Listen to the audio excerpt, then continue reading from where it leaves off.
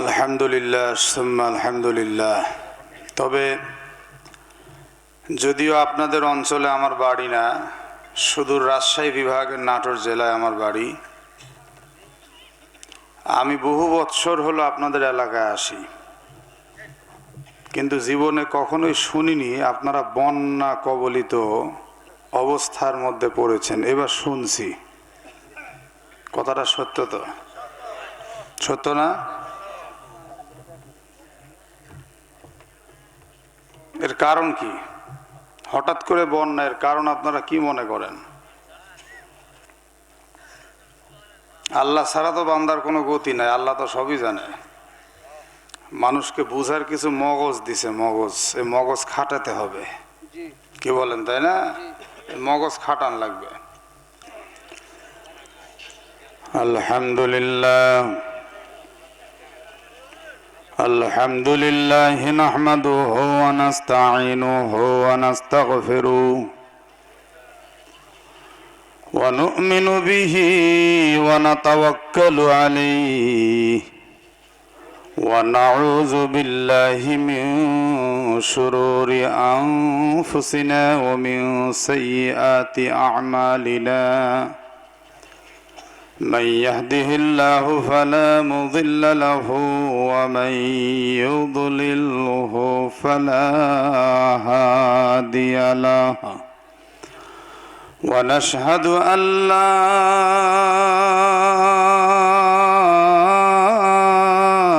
إله إلا الله وحده لا شريك له ونشهد أن سيدنا ومولانا محمدا عبده ورسوله الذي أرسله بالحق بشيرا ونذيرا وداعيا إلى الله بإذنه وسراجا منيرا. أما بعد فيا أيها الحاضرون رحمني ورحمكم الله. আওয়াজ দিয়ে বলুন আমিন। সকলেই জবান খুলে বলুন আমিন। فقد قال الله تعالى في الكلام المجيد والفرقان الحميد। আমার সাথে সাথে সকলেই পড়ুন আউযু বিল্লাহি মিনাশ শাইতানির রাজিম।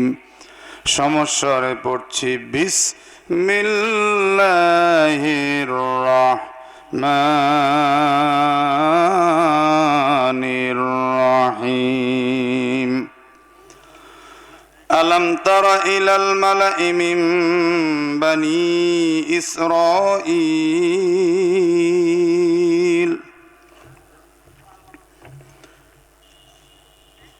ألم تر إلى الملأ من بني إسرائيل من بعد موسى إذ قالوا لنبي لهم ابعث لنا ملكا نقاتل في سبيل الله قال هل عصيتم إن كتب عليكم القتال ألا تقاتلوا قالوا وما لنا ألا نقاتل في سبيل الله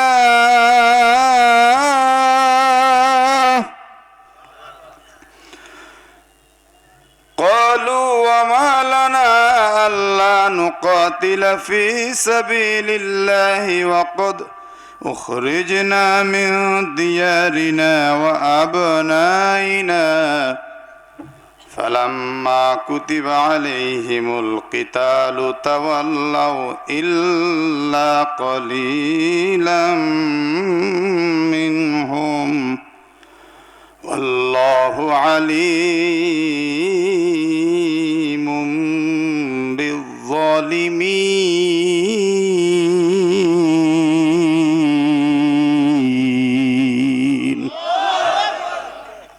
সাদাকাল্লাহুল আযীম। ওয়াকালা রাসূলুল্লাহি, কলিজা থেকে সকলে পড়ছি সাল্লাল্লাহু আলাইহি ওয়াসাল্লাম। আল জিহাদু মাযিন ইলা ইয়াউমিল কিয়ামাহ। ওয়াকালা রাসূলুল্লাহি, মুহাব্বতের সাথে আরেকটি বার জোরে সোরে পড়ছি সাল্লাল্লাহু আলাইহি ওয়াসাল্লাম। খায়রুকুম মান তাআল্লামাল কুরআন ওয়া আল্লামা, আও কামা ক্বালা আলাইহিস সালাতু ওয়াসসালাম। আল্লাহুম্মা সাল্লি আলা মুহাম্মাদিন ওয়া আলা আলি মুহাম্মাদ, কামা সাল্লাইতা আলা ইব্রাহিম ওয়া আলা আলি ইব্রাহিম ইন্নাকা হামিদুম মাজিদ। আল্লাহুম্মা বারিক আলা মুহাম্মাদিন ওয়া আলা আলি মুহাম্মাদ, কামা বারাকতা আলা ইব্রাহিম ওয়া আলা আলি ইব্রাহিম ইন্নাকা হামিদুম মাজিদ। লা ইলাহা ইল্লাল্লাহ, লা ইলাহা।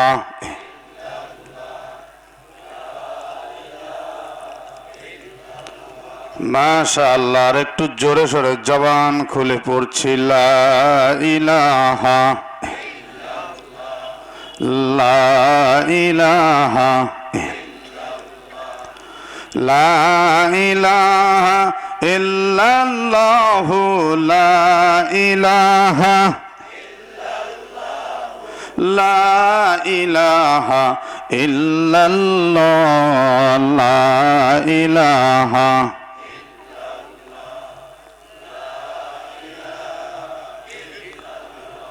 হাতে করে হাতের কাম, পায়ে করে পায়ের কাম, অন্তরেতে রাখিও মুমিন, অন্তরেতে রাখিও মুমিন আল্লাহ তাআলার জাতি নাম।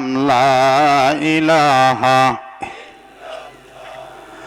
লা ইলাহা ইল্লাল্লাহ, লা ইলাহা ইল্লাল্লাহ মুহাম্মাদুর রাসূলুল্লাহ সাল্লাল্লাহু আলাইহি ওয়াসাল্লাম।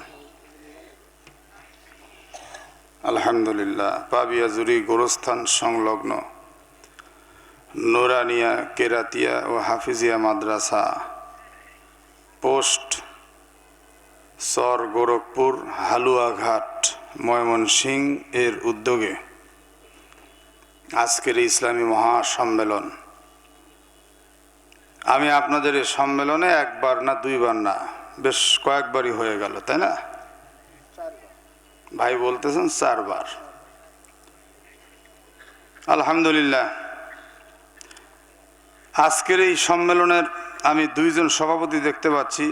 শাইখুল হাদিস হযরতুল আল্লামা আলহাজ হযরত মাওলানা নূর হোসেন সাহেব, মুহতামিম মাজিয়াল মাদ্রাসা হালুয়াঘাট, এবং দেখতে পাচ্ছি সহসভাপতি হযরত মাওলানা আবু বকর সিদ্দিক সাহেব, সহকারী শিক্ষক পাবিয়াজুরি স্কুল অ্যান্ড কলেজ। আমি উভয় সভাপতি সাহেবকে আন্তরিক শুভেচ্ছা ও মুবারকবাদ জানাচ্ছি এবং দোয়া করছি আল্লাহ তাআলা নেক হায়াত দারাজ করেন। মাইকওয়ালা ভাই কোন জায়গায় গেলেন? মাইকওয়ালা আমার আগে আলোচনা করছিলেন বন্ধুবর হযরত মাওলানা মুফাসসিরে কোরআন আলহাজ হযরত মাওলানা ইলিয়াস ভাই, আমার অত্যন্ত প্রিয় একজন মানুষ। মুফতি আমজাদ হোসেন ভাই, প্রিয় মানুষ, মাওলানা মুসলিম উদ্দিন সাহেব, মাওলানা নুরুল্লাহ সিরাজি সাহেব, মাওলানা রমজান আলী সিদ্দিকী, সবাই আপনাদেরকে সেই সন্ধ্যা থেকে নিয়ে পর্যন্ত গুরুত্বপূর্ণ তাকরীর পেশ করেছেন। আমি সবার জন্য দোয়া করছি। মাহফিল পরিচালনা রয়েছেন কারি মোহাম্মদ গোলাম কিবরিয়া সাহেব, সহকারী শিক্ষক চক, মোকামিয়া সহকারী সরকারি প্রাথমিক বিদ্যালয়। আমি এই ভাইয়ের জন্য দোয়া করছি। দেখেন আজকের এই পোস্টারটা কত সুন্দর দেখা যাচ্ছে, গত বছর কিন্তু এত সুন্দর দেখায়নি। গত বছর পর্যন্ত পোস্টারে ভাই একটু হালকা কমের ভাব দেন তো দেখি, চঞ্চন চঞ্চন একটা আওয়াজ হয়, খেয়াল করিয়েন। হ্যাঁ, এই আওয়াজ, হ্যাঁ একটু আওয়াজ হয়, এই আওয়াজটা যেন না হয়, একটা চঞ্চন চঞ্চন আওয়াজ হয়, এই আওয়াজটা যেন না হয়। গত বছর পর্যন্ত পোস্টারগুলোর এমন অবস্থা ছিল, বক্তার নাম খুঁজে পাওয়াই কঠিন, খালি নেতা আর নেতা।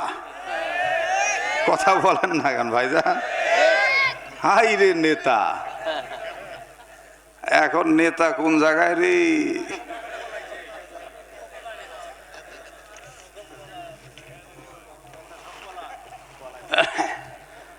এক একজনের যা ভাব রে ভাই। আল্লাহ কয় আমি ধরি ধরি ধরি না, ধরলে আর টাইম লাগে না, টাইম লাগে না। এমন একটা অবস্থা গেছে কোরআনের মাহফিলে, আমার মাহফিলে বিশেষ করে যুবকরা একটু উজ্জীবিত হয়ে আল্লাহর খুশির জন্য একটা তাকবীর দিবে, তাকবীর দিতেও নিষেধ করা হয়েছে। প্রচুর মাহফিল এমনও গেছে। এখন মন খুলে আমরা তাকবীর দিতে পারছি। ওয়ারাব্বাকা ফাকাব্বির, সিগায়ে আমর, আল্লাহ বলছেন তোমার রবের তাকবীর দাও, তাকবীর দাও।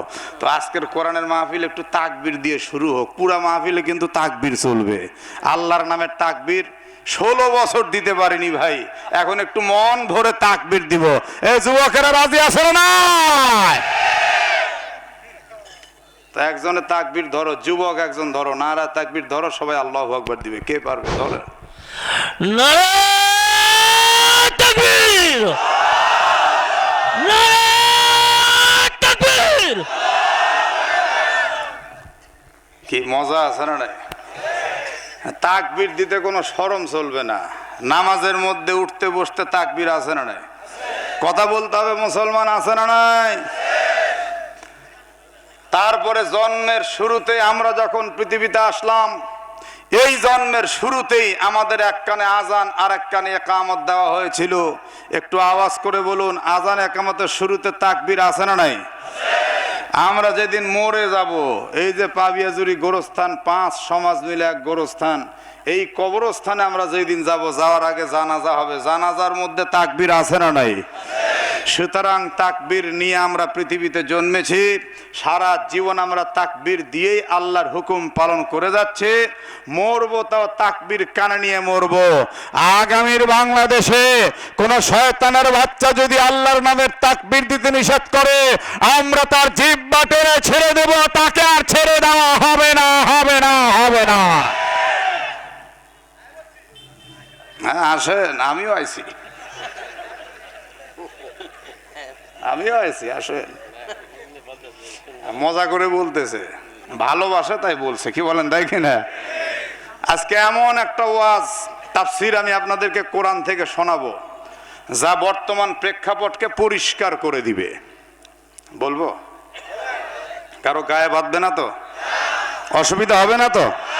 কার কার সমস্যা হবে হাত দেখি? কারো হবে না, একটু জোরে কোন আলহামদুলিল্লাহ। আমি শুরু করার পরে যদি কেউ উঠে, তাহলে বুঝবেন ওর কলিজার মধ্যে ঝামেলা হচ্ছে। খালি দেখবেন ওঠে কি, কারণ পেশাব টেশাব সারার একটা গ্যাপ তো ছিল, 2 বক্তার মাঝে একটা গ্যাপ থাকে না, এটা গ্যাপ ছিল। এখন এই গ্যাপেও যদি আপনি কাম না সারেন, তাহলে ভিন্ন কথা। এখনো ছুটি দিচ্ছি 5 মিনিট, যদি কেউ উঠার ওঠেন। শুরু করার পরে যদি উঠে, যুবক দেখবা, ওটা চেহারা খেয়াল করে রাখবা, বুঝবা ওটাই ভেজাল। হ্যাঁ মনে আসল না, তা এখন যান, মনে করে দিলাম তো। মনে করে দেওয়ার পরে যদি না যান তাহলে তো ঝামেলা। শোনেন, সূরার নাম বাকারা। শুরু হয়ে গেল আমার বক্তব্য। সূরার নাম কি? বাকারা। শুরু করলাম 246 নম্বর আয়াত থেকে। কোরআন পড়বো, তর্জমা করবো, আপনারা শুনবেন, আর বাস্তবতার সাথে বর্তমান অবস্থার সাথে একটু খালি মিল করে করে দেখবেন যে আসলে আল্লাহ তাআলা কি বলে গেছেন কোরআনে। এই কথাগুলো তো আমরা দীর্ঘ 16 বছর বলতে পারিনি, এখন বলবো। কথা কন না কেন ভাই? কথা কেউ বলিয়েন না, একটু চুপচাপ খালি শোনেন, আমার কথার ব্যাখ্যা পরে করবেন। কাল সকালে বুঝবেন যে নাটোর সাহেব কি বলে গেল কোরআন দিয়ে। এগুলোই কোরআনে আছে। দেখেন, আল্লাহ রাব্বুল আলামিন বলছেন, আলাম তারা ইলাল মালাই মিন বানি ইসরাঈল মিন বাদি মূসা। নবীজি গো, আপনি কি দেখেন নাই মূসা আলাইহিস সালামের পরে বনি ইসরাইলদের নেতাদেরকে? বনি ইসরাইল জাতির নেতা যারা ছিল এরা কিন্তু বড় উগ্রপন্থী ছিল। এরা মানুষকে খুব ঠকিয়েছিল, এরা খুব খারাপ কাজ করেছিল।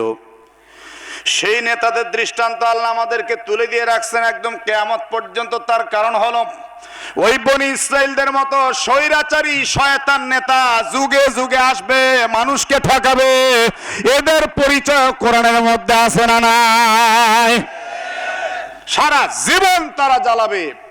আর তারা 5ই আগস্টের আগে ছিল এই বাংলাদেশে। এরা বনি ইসরাইলের চাইতে কোনো অংশে কম করেনি। এই বনি ইসরাইলদের নেতারা মুসা আলাইহিস সালামের সূত্রে একটা সিন্দুক পেয়েছিলেন। সিন্দুক, চতুষ্কোণ বিশিষ্ট একটা সিন্দুক। কোরআনের ভাষায় এটাকে বলে তাবুত। বলেন কি বলে? মনে রাখবেন কথাটা। এই সিন্দুকটা একদম বরকতপূর্ণ একটা সিন্দুক ছিল। ভাই, ফোনটা একটু আপাতত সাইলেন্ট রাখেন সবাই। অনেকে মোবাইলে কথা বলেন, আমার কানে আসে। বলেন তো, কোরআনের চাইতে কোনো ব্যক্তির কথা দামি হতে পারে? কোরআনের কথার দাম কম না বেশি? আর কোরআন শুনতে শুনতে আপনিও যদি কথা বলেন তাহলে কোরআন তো অদামি হয়ে গেল। সামান্য 1-1.5 ঘন্টা সময় আমরা কোরআনের ভালোবাসা সবাই ফোনটা সাইলেন্ট করে ফেলি, যে এই সময় দুনিয়ার কোনো খেয়াল রাখবো না ইনশাআল্লাহ। মাত্র 1-1.5 ঘন্টা সময়, তো কোরআনের একটা আদব আছে না? শুরু করলাম আল্লাহর কোরআন। আপনি যতগুলি অক্ষর শুনবেন, প্রত্যেকটা অক্ষরে অক্ষরে আপনার আমল নামায় কম পক্ষে 10টি করে নেকি জমা হয়ে যাবে। এই কোরআনুল কারীমে সিন্দুকের কথা উল্লেখ করা হলো।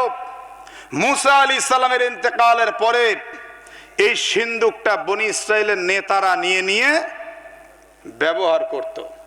কি করত? তারা যুদ্ধের ময়দানে গেলে এই সিন্দুকটা নিয়ে যেত, যুদ্ধের ময়দানে নিয়ে সামনে রাখতো, বনি ইসরাইলরা জয়যুক্ত হতো। এই সিন্দুকটা এমন কুদরতের সিন্দুক ছিল, যদি কারো ভিতরে কোনো অশান্তি বোধ হতো, এই সিন্দুকে যদি এরকম হাত রেখে একটু মনে মনে নিয়াত করত, তো আল্লাহ তাআলা তাকে শান্তি দিয়ে ভরে দিতেন। এই সিন্দুকের ভিতরে কি ছিল একটু পরে কোরআন থেকে তা জানতে পারবেন। তবে সিন্দুকটার সাথে অপব্যবহার করে বনি ইসরাইলদের নেতারা বনি ইসরাইলদের আপামর জনতার উপরে জুলুম শুরু করলো, জুলুম। আর তারা বুঝালো মুসা নবীর পরস্পর সূত্রে আমরা এই সিন্দুক পেয়েছি, অতএব ক্ষমতা আমার, মাইট ইজ রাইট, জোর যার মুল্লুক তার। হাসিনা যেমন বারবার বলতো এ দেশ আমার বাপের দেশ, তো তোর যদি বাপের দেশ হয় রে, তুই এখন কোন জায়গায়? কথা বলেন না কেন? আমরা তো বলতেছি তোমার বাপের দেশে তুমি আসো, আমি তুমি একসাথে কাঁধে কাঁধ মিলে একটু বুঝতে চাই, কড়ায় গন্ডায় হিসাব করতে চাই তোর বাপ কোন জায়গায় যুদ্ধটা করছিল। এই যুবকেরা কথা কন না কেন? কোন জায়গায় যুদ্ধ করছিল, তার ব্যাচ নাম্বার কত ছিল, সে কত নম্বর মুক্তিযোদ্ধা ছিল, একটু আমরা বুঝতে চাই। তার বক্তব্যগুলো কড়ায় গন্ডায় হিসাব করার সময় আমাদের চলে এসেছে। এই নেতাদের সাথে একবার এক জালিম বাদশার যুদ্ধ শুরু হলো। সেই জালিম বাদশা, কাফের বাদশার নাম ছিল জালুত। কি নাম বললাম? জালুত। জালুত লোকটা স্বৈরাচার। বাংলাদেশে কি কোনো স্বৈরাচার সরকার ছিল? জোরে বলতে হবে। নাম কি? আসতে কইলেন যে ভেজাল আছে। বলেন, বিগত সময়ে বাংলাদেশে স্বৈরাচার সরকারের নাম কি? আরো জোরে জোরসে বলেন। তার মানে এখন যদি ইউটিউবাররা আমার এই কথাকে কাটিং পেস্টিং করে যদি লাগায় দেয়, হাসিনা রে হাসিনা, তোরে সারা বাসিনা, আয় আয় আয়, আমি কই আরো ভালো, তাহলে আয় আয় কইলে তো আরো ভালো, আয় খালি আয়, তোর বিচার হবে, খুনের বিচার হবে। কথা বলেন, কথা বলেন, কথা বলেন। আল্লামা মামুনুল হক সাহেবের মতো সিংহ পুরুষকে জেলে নিয়ে হুইল চেয়ারে বসায় ছেড়েছিল এই হাসিনা। আল্লামা দেলোয়ার হোসেন সায়েদী রহমাতুল্লাহ আলাইহির মতো একজন সিংহ পুরুষ, কোরআনের পাখি, যিনাকে জেল থেকে বের করলো উনি মুক্তোর দানার মতো চকচকে দাঁত বের করে হাসলেন, হাত ইশারা করে সবাইকে বললেন তোমরা সবাই কেমন আছো। আর সেই মানুষটিকেও হসপিটালে নিয়ে একটু পরে মৃত্যু ঘোষণা করা হলো। আমরা সুস্পষ্টভাবে বলে দিচ্ছি, এগুলি ছিল সম্পূর্ণ চক্রান্ত। আল্লামা নূর হোসেন কাসেমীকে এইভাবেই তারা হত্যা করেছে, আল্লামা জুনায়েদ বাবুনিকে এইভাবেই তারা হত্যা করেছে। এই বাংলার তাওহীদ জনতা প্রত্যেকটি হত্যার বিচার করায় গন্ডায় করতে চায়। কথা বলেন না কেন, ঠিক কিনা?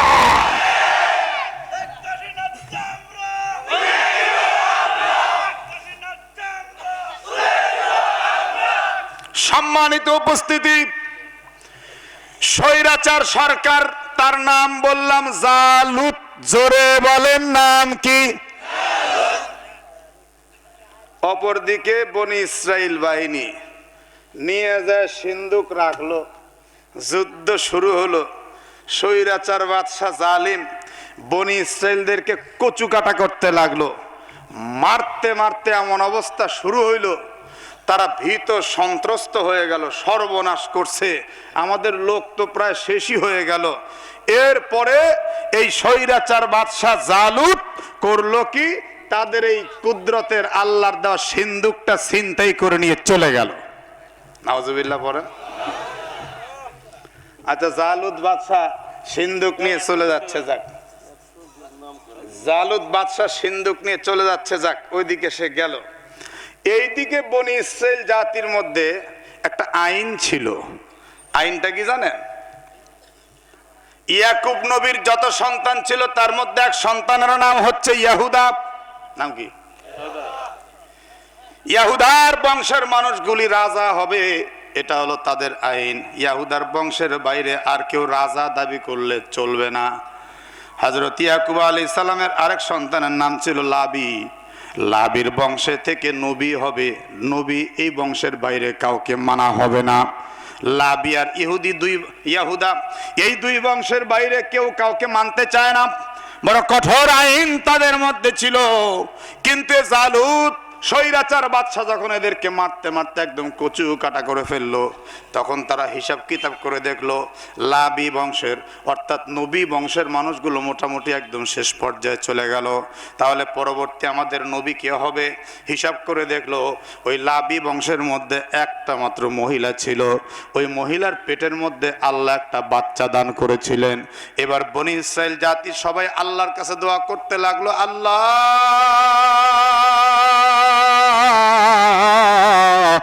আমাদের বংশ এখন নবী শূন্য, ইয়া রাব্বাল আলামিন এই মহিলার পেটের বাচ্চাটাকে তুমি ছেলে হিসাবে কবুল করো, আর এই ছেলেকে তুমি একজন নবী হিসাবে কবুল করো। এদের দোয়ায় প্রমাণ হয়ে যায় পৃথিবীর আদম নবী থেকে একদম বর্তমান মুহাম্মদ সাল্লাল্লাহু আলাইহি সাল্লামের নবী পর্যন্ত আল্লাহ কোনো মহিলাকে জীবনেও কোনোদিন নবুয়ত দান করেন নাই। কোনো মহিলা কোনোদিন নবী হতে পারে না, কোনো মহিলা কোনোদিন ইমাম হতে পারে না, কোনো মহিলা কোনোদিন মুয়াজ্জিন হতে পারে না। সুতরাং আগামীতেও আমরা কোনো মহিলাকে সংসদে দেখতে চাই। এই কথা কি ঠিক আছে? আমি কোরআন দিয়ে বলতেছি, অসুবিধা আছে? এই বাংলাদেশে এক সময় ছিল আইয়ুব খানের শাসন, তারপরে শেখ মুজিবুরের ভাষণ, এরপরে স্বেচ্ছাচার 9 বছরের রাজত্ব, 10 বছরের তালা, সংসদ চালাইছিল 2 খালা, ঘুরে ফিরে ওদেরই পালা। বর্তমান বাংলার মানুষের এটাই সবচেয়ে বড় জ্বালা। হয়তো এ নয়তো ও, ডান আর বাম, এ তো বহু দেখেছি। এখন আমরা দেখতে চাই একটু আল্লাহ ভীরু, খোদা ভীরু। আমরা দেখতে চাই কোরআনের একটা সমাজ। কি বলেন, তাই তো? আমরা সব দেখেছি, এখন একটু কোরআনের সমাজ দেখতে চাই। রাজি আছেন কারা কারা? হাত তুলে আল্লাহ দেখেন। আল্লাহু আকবার।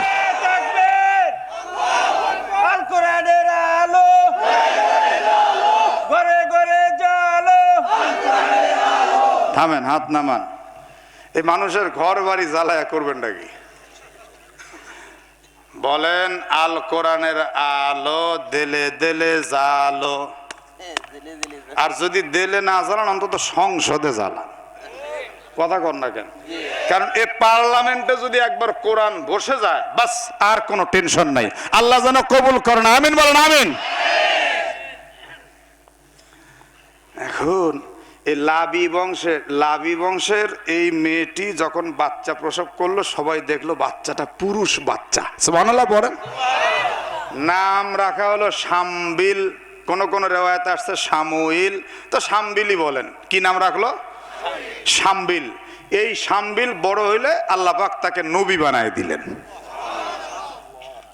ওইদিকে কিন্তু জালুত বাদশাহ সিন্ধুক সিনাই নিয়ে চলে গেছে, মনে আছে না নাই? মনে রাখবেন কথাটা। আর এইদিকে যখন এই শামবিল নবী হলো, নবী হওয়ার পরে এইবার সবাই তার কাছে আসলো, এসে বলল, দেখেন আমাদের দেশের তো একটা আইন আছে, এই আইনটা তো আমাদের ফলো করতে হবে। যারা নবী হবে তারা শুধু নবীওয়াতের কাজ করবে, আল্লাহর দ্বীনের পথে মানুষকে ডাকবে, কলমা বলবে, দাওয়াত দিবে, এইগুলা তাদের কাজ। নবীরা রাজত্বের কাজ করতে পারবে না, বিচারের কাজ করতে পারবে না, রাজা আলাদা থাকতে হবে। আমাদের বর্তমান এই প্রেক্ষাপটে নির্বাচন নিয়েও এক শ্রেণীর কুলাঙ্গার শয়তানেরা স্টেজে উঠে উঠে বলছে, হুজুররা রাজনীতির কথা বলে, এইটা কিন্তু ঠিক না। এরকম কিছু আহাম্মক লোক আছে না নাই? এরা তো কোরআন বিরোধী বক্তব্য দিচ্ছে। আজকে আমি সেটা পরিষ্কার করে দিয়ে যাচ্ছি। হযরত দাউদ আলাইহিস সালামের সময় আল্লাহ তাআলা নবুয়তের খেলাফতকে এক করে দিয়েছেন। দাউদ নবীর আগ পর্যন্ত নবী ছিল আলাদা কাজের জন্য, আর খেলাফতের কাজের ধারা ছিল আলাদা। আল্লাহ বললেন, ইয়া দাউদ ইন্না জাআলনাকা খলিফাতান ফিল আরদ। দাউদকে আল্লাহ তাআলা খলিফার নিসবত দিয়ে পাঠাইলেন। যে হবে খলিফা সে হবে নবী। খেলাফত আর নবুয়ত একসাথে পালন করতে হবে। তাই তো আমার নবীজি একদিকে নবুয়তের কাজ করেছেন, আরেকদিকে মদিনার রাষ্ট্র শাসন করেছেন। তাই তো হযরত ওমর নবীওয়ালা কাজ করেছেন, আরেকদিকে রাষ্ট্র শাসন করেছেন। তাই তো হযরত আবু বকর একদিকে নবীর কাজ করেছেন, আরেকদিকে রাষ্ট্র শাসন করেছেন। সেই ধারাবাহিকতায় এখনো উলামায়ে কেরাম কোরআনের কাজও করতে চান, আবার সমাজের মানুষের শান্তির জন্য কাজও করতে চান। তোমরা যদি কাজ করতে পারো, আমরা কেন পারবো না? আমরা জীবন দিয়ে দেখতে চাই এই বাংলার জমিনে শান্তি কোত্থেকে আসে। কোরআনের রাজ কায়েম করে আমরা নবুয়তের কাজের পাশাপাশি খেলাফতের কাজ করে আল্লাহর জমিনে আল্লাহর দ্বীন জীবন দিয়ে হলেও কায়েম করব।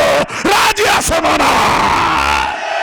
নারায়ে তাকবীর, নারায়ে তাকবীর, দিন ইসলামের আলো। সম্মানিত উপস্থিতি, বড় আশ্চর্য লাগে, এক সময় আওয়ামী লীগের লোকজন জুলুম করে করে আমাদের মঞ্চগুলো দখল করেছিল। এখনো একটা ফ্যাসিবাদ মনে হচ্ছে তাদেরকে, এরা এখনো জোর করে জুলুম করে এই সমাজকে এবং এই মঞ্চগুলোকে দখল করতে চাচ্ছে। অনেক এলাকায় তাদের নাম না দেওয়ার কারণে তারা কোরআনের মাহফিল পর্যন্ত করতে দিচ্ছে না। এদেরকে চিনে রাখেন, এদেরকে চিনে রাখেন। আগামীর সমাজ তারা কত ভালো শাসন করবে, তাদের বর্তমান নড়াচড়া দেখে আমরা পরিষ্কার। বোঝা যাচ্ছে না? যাচ্ছে না? খুব ভালো করে বোঝা যাচ্ছে তোমরা কত সুন্দর শাসন করবা। হুজুররা মানুষ না, হুজুররা কিছু করতে পারবে না। বাবা বাবা বাবা বাবা বাবা, দেখছেন অবস্থা।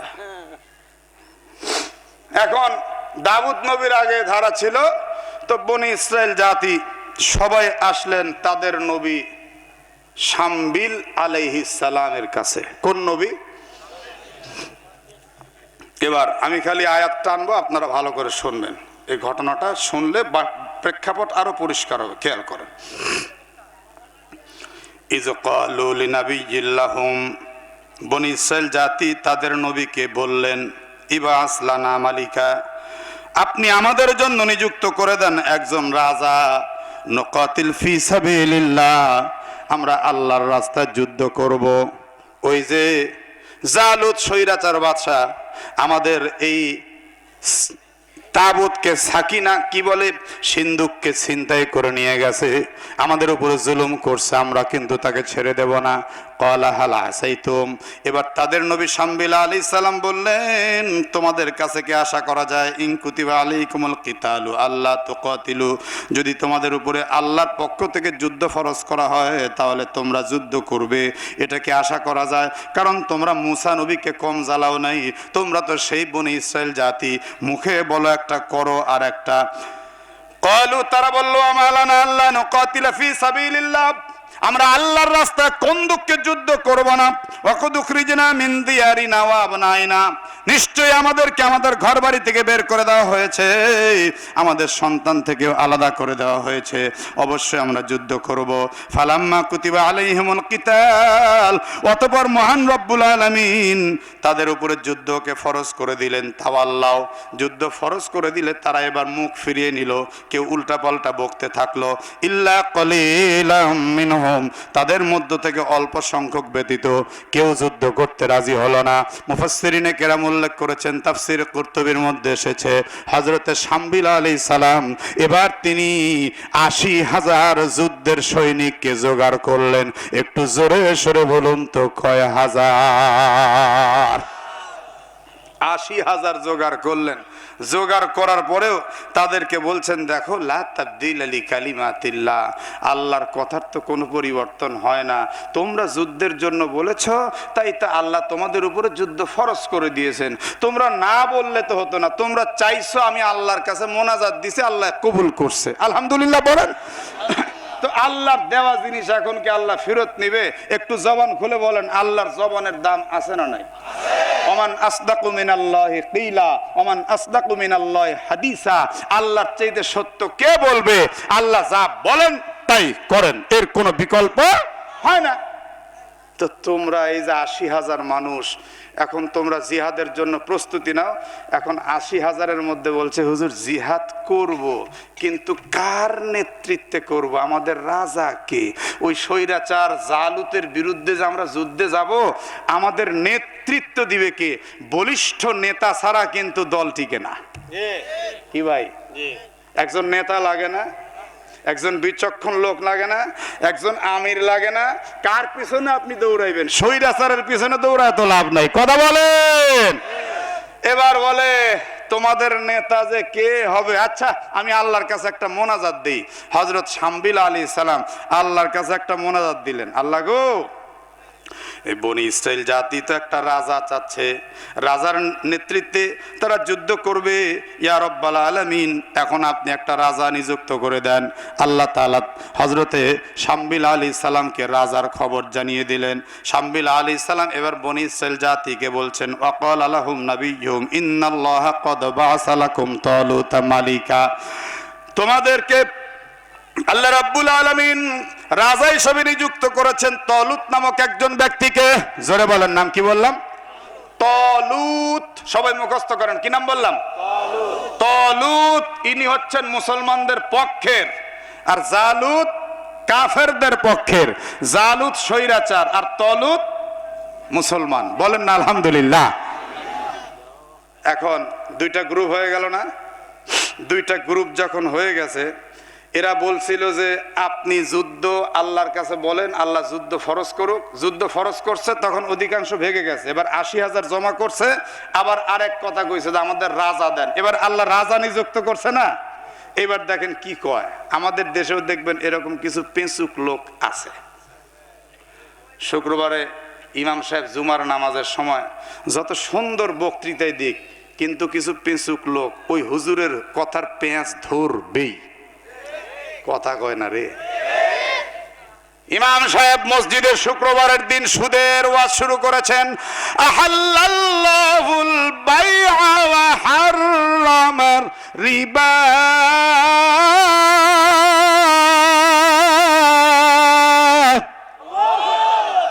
ইমাম সাহেব বলছেন, উপস্থিত মুসল্লিয়ানে কেরাম, আল্লাহ বলেছেন ব্যবসা হালাল, সুদ হারাম, সুতরাং আজ থেকে আপনারা কেউ সুদ খাবেন না। এখন মসজিদের সভাপতি ছিল পাক্কা সুদখোর। আপনাদের এদিকে বোধহয় নাই, তো থাকলে একটু জোরে বলেন না। আছে? মাথায় টুপি দেয় না সভাপতি, মুখে দাড়ি নাই সভাপতি, আর কথা বলেন না কেন? গায়ে লম্বা জামা নাই সভাপতি। কেন সভাপতি? আওয়ামী লীগের ওয়ার্ড সভাপতি। কথা কয় না রে, মিথ্যা কইলাম আমি? উনি কিসের সভাপতি? আওয়ামী লীগের ওয়ার্ড সভাপতি। বাবা কি ক্ষমতা লে বাবালে! যদি না দেওয়া হয় সভাপতি তাইলে আমাদের সব শেষ। আসলে কি যে বলতে মন চায় এখন, আল্লাহ মাফ করো আল্লাহ। তা এখন এই সভাপতি এরকম করতেছে, তার মানে ইমাম সাহেবকে রেড সিগন্যাল দিচ্ছে, এই ইমাম আমি তো সুদ খাই তুই জানিস, তাহলে এই ওয়াজ তোর মসজিদে ধরতে হবে কেন? কথা বুঝেন না? বুঝতে হবে, বুঝতে হবে। এখন নামাজের পরে ইমাম সাহেবকে বলতেছে, হুজুর আজকে জানি আপনি কি ওয়াজ করলেন? বলে, কেন চাচা? সুদের ওয়াজ করেছি, সুদ তো হারাম। ওই তুই জানিস না আমি সুদ খাই? কথা কয় না। ইমামদেরকে চোখ রাঙ্গানি দেওয়া, কক্সবাজারি ইমামকে মারপিট করা, এই আওয়ামী লীগ স্বৈরাচার এক সময় করছে না করে নাই? এখন ইমাম সাহেব তো ভয়ে চুপসে গেছে। তখন এই পিছনে কথা কয় কে দেখেন তো একজনে, এই যে যুবকরা আসতেছে, আসেন ছোট ভাই আসেন, মাশাআল্লাহ। এখন ইমাম সাহেব ভয়ে চুপসে গেছে, বলে চাচা কোরআনের কথা আমি বললাম। বলে, কোরআনে আর হাজার হাজার আয়াত নাই? ইমামতি যদি তুমি টিকাতে চাও সামনে থেকে সুদের ওয়াজকে কবর দাও। ইমাম সাহেব তখন বলে, চাচা আমি গরিব মানুষ, আমার চাকরিটা খায় না চাচা, আমি আগামী থেকে আর সুদের ওয়াজ করব না চাচা। এখন এক সপ্তাহ যাবৎ ইমাম সাহেব ভেবেছে কি ওয়াজ করি, কি ওয়াজ করি, কি ওয়াজ করি। সভাপতি যেহেতু সুদ খায় মানা করছে, ওটা আর বলবো না। তারপরের জুম্মা ইমাম সাহেব ধরছে ঘুষের ওয়াজ, কিন্তু সেক্রেটারি ঘুষখোর। সেক্রেটারি সভাপতিকে বলতেছে, দেখ দেখ সামনে আমাদেরকে নিয়ে কি শুরু করছে, গত জুমায় তোকে ধরছে তুই সুদখোর, এই জুমায় আমাকে ধরছে আমি ঘুষখোর। অতএব এই ইমাম মনে হচ্ছে রাখা ঠিক হবে না। নামাজের পরে দুইজন মিলে বলছে, ইমাম প্ল্যান প্রোগ্রাম করে বক্তব্য সাজাও। এক সপ্তাহে আমি আর এক সপ্তাহে সেক্রেটারি, কি পাইছো তুমি? সুদ ঘুষ ছাড়ার ওয়াজ পাও না? ইমাম সাহেব চোখের পানি ছেড়ে বলছে, আচ্ছা ঠিক আছে, এগুলো আর কিছু বলবো না। পরের জমায় ইমাম সাহেব চিন্তা করলো, যাই বলি তাই ওদের কাছে ঝামেলা হয়, সুতরাং আমি আর কোন পুরুষ মানুষের ওয়াজই করতাম না। যা ওয়াজ করতাম সব মহিলার ওয়াজ। এবার তার পরের জন্য ইমাম সাহেব শুরু করছে, কুল্লিল মুমিনাতি ইয়াগদুদনা মিন আবসারিহিন্না ওয়া ইয়াহফাজনা ফুরুজাহুন্না ওয়া লা ইউবদিনা যিনাতাহুন্না। মহিলাদের পর্দার ওয়াজ শুরু করে দিয়েছে। এইবার ক্যাশিয়ার সাহেব সেক্রেটারিয়ার সভাপতিকে বলছে, গতর জুমার আগের জুমার সভাপতি তোমাকে ধরছে, এই গত জুমায় ধরছিল সেক্রেটারিকে, আর এই জুমায় ধরছে আমাকে। এখন সেক্রেটারি সভাপতি দুইজন মিলে বলছে, তোকে কেমনে ধরলো বুঝলাম না। কয়, আমার বউ বেটি ওরা তো আসলে মহিলা না, ওরা হলো লেডিস। কথা বলেন না কেন? ওরা কি যুবকেরা? কথা কও, ওরা কি লেডিস? বলে লেডিস বলতে কয় ওরা একটু শর্ট কামিজ টামিজ এটা ওটা পড়ে, তো ইমামের নজর পড়ছে, এই জন্য মসজিদে দেখি না পর্দার ওয়াজ করে। পর্দা এখানে মহিলা আছে, উনি শুনাইতেছে কারে? এইবার তিনজন মিলে দাঁড়িয়ে বলে, হুজুর আপনার ওয়াজ বন্ধ কর। সুদের ওয়াজ, ঘুষের ওয়াজ, পর্দার ওয়াজ আপনি পাইছেন নাকি? ইমাম সাহেব চোখের পানি ঝরাতে ঝরাতে ঝরাতে ঝরাতে এক পর্যায়ে বললেন, ঠিক আছে আমি আর নামাজ পড়াবো না, তবে 7 মাসের বেতন বাকি, বেতনটা দেন, আমি বাড়ি চলে যাব। সভাপতি বলে বেতন চাইলেই পাওয়া যায়, কথা কয় না। এরকম কিছু সমাজ আছে না, ইমামের বেতন বাকি আছে না নাই? 3000 টাকা বেতন দেয়, তাও 4 মাস বাকি। আমাদের কাছে এরকম রিপোর্ট আছে, 4 মাস বাকি। সম্মানিত উপস্থিতি, শেষ পর্যন্ত দেখা গেল এই লোকটা যখন শুনলো যে বেতন আর দিবে না, তখন ইমাম সাহেব বলছে আমি আর নামাজ পড়াবো না। তবে উপস্থিত মুসল্লিয়ানে কেরাম, আপনারা বিগত 7 মাসের নামাজ নতুন করে আদায় করবেন। সব মুসল্লি বলতেছে হুজুর 7 মাসের নামাজ আবার আদায় করতে হবে মানে? বলে এই সভাপতি সেক্রেটারির যে ভাবধারা, তাতে আমি বুঝে ফেলছি আমাকে আর টাকা দিবে না ভাই, এজন্য আমিও 7 মাস যাবত উজু ছাড়াই নামাজ পড়াচ্ছি। যেইসা কমিটি ওইসা ইমাম, আউযুবিল্লাহ পারে না মসজিদের সভাপতি। কথা বলতে হবে যুবক, আছে না আছে না আছে না? তো এইরকম পেঁচুক লোক এরা তখন বলছে কি হলো ভাই, কি সমস্যা কি?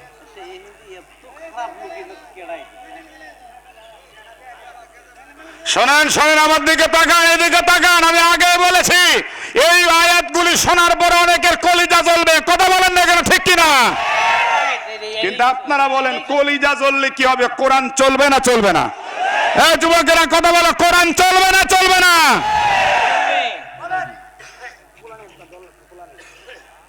আমি কি আমার বাপ দাদার কথা বলছি? আমি কি আমার বাপ দাদার কথা বলছি?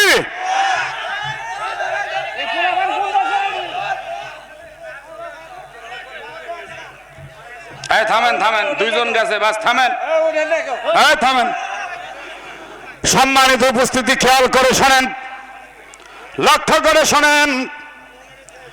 এই যে কোরআন হাতে নিয়ে আমি রেজাউল করিম নাটোরে আপনাদেরকে বক্তব্য শোনাই, এটাই আমার অনেক বড় একটা জুলুমের শিকার হওয়ারও আমি কারণ হয়েছিলাম বাংলাদেশে বহুবার বহু জায়গায়। কিন্তু আমার রব আমাকে বারবার হেফাজত করেছেন। তোমরা যতই বক বক করো, আমি কোরআনের কথার বাইরে বলতে পারবো না।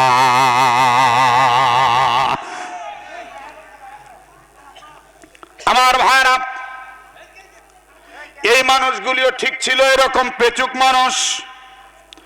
একবার বলল রে নবী শামবিল, আমাদের উপরে আল্লাহ তাআলা যেন যুদ্ধ ফরজ করে দেন। নবী শামবিল যখন আল্লাহর কাছে দোয়া করলেন, যুদ্ধ যখন আল্লাহ ফরজ করে দিলেন, তখন তারা মুখ ফিরিয়ে নিল। 80,000 সৈন্য যখন তিনি জোগাড় করলেন, 80,000 তখন বলল জালুতের বিরুদ্ধে যুদ্ধ করতে যাব, তাহলে আমাদের নেতা কে হবে? এবার হযরতে শামবিল বললেন, আল্লাহ তোমাদের নেতা নিযুক্ত করে দিয়েছেন তালুত নামক একজন ব্যক্তিকে। মনে আছে না নাই? তালুত নামক ব্যক্তি যখন নেতা নিযুক্ত হলো, ক্বালু আন্না ইয়াকুনু লাহুল মুলকু আলাইনা। এবার বনি ইসরাঈলরা বলল, ছি ছি ছি, কি বলছেন শামবিল গো, এ তালুত কেমন করে আমাদের রাজা হবে? ওয়া নাহনু আহাক্কু বিল মুলকি মিনহু, আমরা তো আহাক্কু অধিক হকদার বিল মুলকি, রাজত্বের ব্যাপারে, মিনহু তার থেকে। ওয়ালাম ইউতা সাআতাম মিনাল মাল, আর তাকে তো সম্পদের প্রাচুর্যতাও দেওয়া হয়নি। ক্বালা ইন্নাল্লাহা আস্তাফাহু আলাইকুম। শামবিল আলাইহিস সালাম আবার বললেন, তোমরা কোনো ইশকাল করো না, কোনো প্রশ্ন করো না, মহান রব্বুল আলামিন নিশ্চয়ই ওই তালুতকে তোমাদের রাজা হিসেবে নিযুক্ত করেছেন। আপনারা একটু জবান খুলে বলুন তো, আল্লাহ যা করেন সেইটার বিরুদ্ধে কথা বলার কোন মানুষের ক্ষমতা আছে? এখন প্রশ্ন, এরা কেন বিরোধিতা করলো? তালুতের বিরোধিতা বনি ইসরাইল করলো কেন? এর কারণ ছিল হযরতে তালুত উনি ছিলেন একদম গরিব মানুষ। লামিউতা সাআতাম মিনাল মাল, তার সম্পদের কোনো প্রাচুর্যতা ছিল না, সে কোনো ধনী লোক ছিল না, সে নেহায়াতি গরিব মানুষ ছিল। বর্তমান সমাজেও সামনে নির্বাচনকে কেন্দ্র করে এক শ্রেণীর কোটিপতি টাকা উড়াচ্ছে সমাজে, আর বলছে গরিব মানুষকে ভোট দিয়ে করবেনটা কি? ওই গরিব আপনার কি করবে?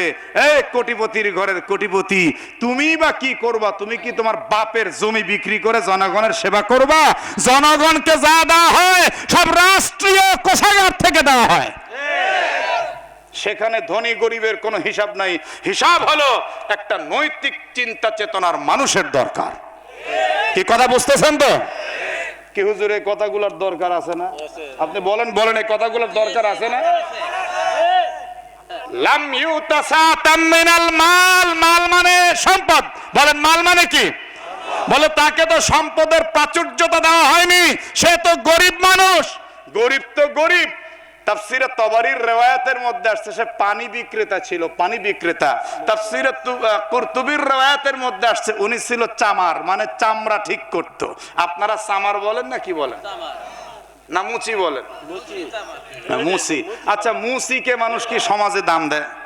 একটা মুসি ওই অত বড় স্বৈরাচার সরকার জালিমের বিরুদ্ধে, জালুতের বিরুদ্ধে যুদ্ধ করতে যাবে, এই সামান্য এক মুসি এর নেতৃত্বে এইটা আর বনি ইসরাইল মানতে পারলো না। তখন আল্লাহ রাব্বুল আলামিন জানিয়ে দিলেন, শামবিল তুমি ওদেরকে বলো, ওদের মাথায় একটু মানে মগজে একটু আঘাত করো, ওরা যা বলছে কিন্তু তা তো বিষয় না। আসলে বিষয় হলো যুদ্ধের ময়দানে যা দরকার তা কিন্তু এই তালুতের আছে। সেটা কি? ওয়াজাদাহু বাসতাতান ফিল ইলমি ওয়াল জিসমি। সুবহানাল্লাহ বলেন।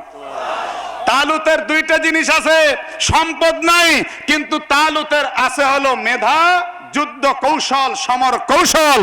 আর তালুতের আছে হলো বিশাল দেহ, যা তোমাদের কারো নাই। এখন যুদ্ধের ময়দানে আপনাদের এলাকার সবচেয়ে সুন্দর চেহারার মানুষকে নিয়ে যদি দাঁড় করা দেওয়া হয়, ওর মাথায় যদি মগজ না থাকে, বুদ্ধি না থাকে, ওর চেহারা দিয়ে কি মানুষ পানি খাবে? কথা বলো না যুবক। আর একজনের উদাহরণ দিই, আপনার এলাকার সবচেয়ে বড় কোটিপতি, তাকে যদি নিয়ে যুদ্ধের ময়দানে দেওয়া হয় কিন্তু জ্ঞান বুদ্ধি বলতে কিছু নাই, ওর কোটি